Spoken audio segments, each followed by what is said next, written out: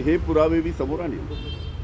Sir Hindi में बताइए, कल देवेंद्र फडणवीस ने कहा कि आप इनके पास आपके अगेंस्ट पूरे पुरावे हैं, वो वक्त आने पे उसको बताया गया सब। कल मैंने जो देवेंद्र फडणवीस इनके ऊपर जो आरोप किया था कि देवेंद्र फडणवीस ने 3 साल पहले मेरे ऊपर दबाव लाया था केंद्र शासन के जरिए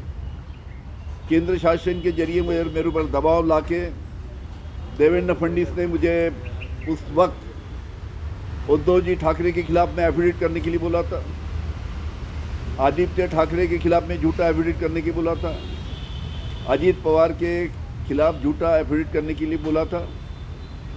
उसका कल मैंने बयान कल सब माध्यम को दिया है। और जो मैंने देवेंद्र फडणवीस के ऊपर आरोप लगाया था कि उन्होंने मुझे झूठे आरोप में फंसाया और हमारे सब नेता के ऊपर आरोप करने के लिए मुझके ऊपर दबाव डाला था, एफिडेविट करने के लिए बोला था, उसका सभी वीडियो रिकॉर्डिंग मेरे पास में है। ये पेन ड्राइव है।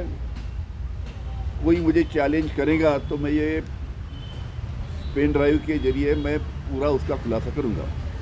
उसी प्रकार कल देवेंद्र फडणवीस ने प्रेस कॉन्फ्रेंस में बताया कि उनके पास मेरे बारे में कुछ वीडियो क्लिपिंग्स है। वो वीडियो क्लिपिंग में मैंने कुछ शरद पवार साहब के बारे में बोला है, कुछ उद्धव ठाकरे के बारे में बोला है।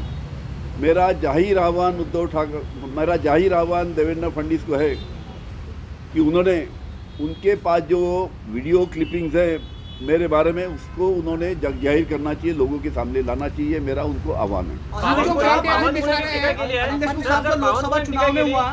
किया इसीलिए उनके ऊपर ईडी और सीबीआई लगा के 13 महीने जेल भेजा गया, क्या करेंगे? केंद्रीय तपास यंत्रणा का दुरुपयोग केंद्र की नरेंद्र मोदी की सरकार करती है, कर रही है। यह अनुभव पूरे देश के कई लोगों ने अनुभव किया है उस बात का।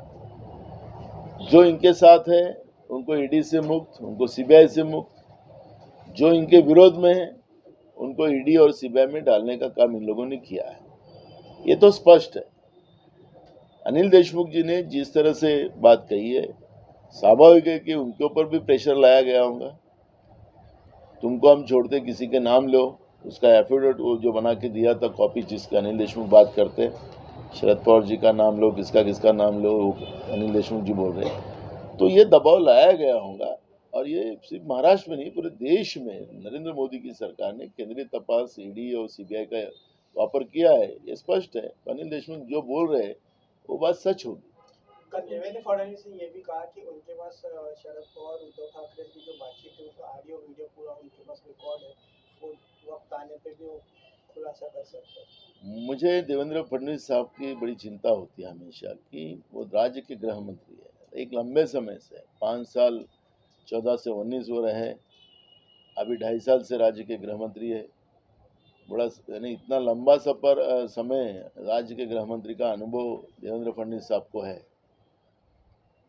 तो भाई जो डिपार्टमेंट है, ये जो भी कोई लोग हो जो देश के लिए, राज्य के लिए बदमाशी करते हैं, उनको तो पकड़ना चाहिए।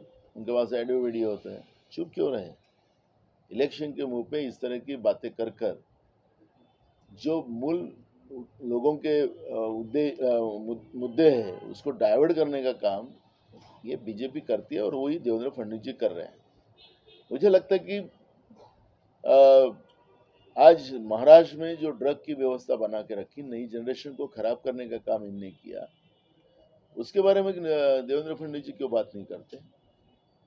जो ड्रग माफिया है उनको ससुना हॉस्पिटल में 5 स्टार व्यवस्था दी जाती है, जेलों में 5 स्टार व्यवस्था दी जाती है, उनके बारे में क्यों नहीं बात करते? क्या उसके लिए गृह मंत्री बने?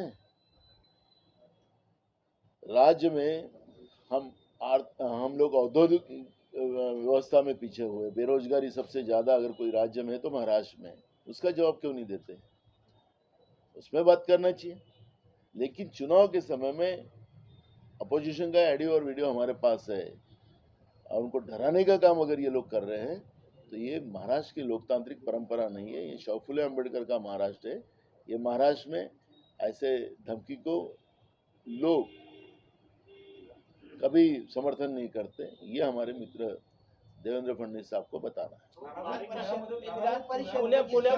पुण्यामध्ये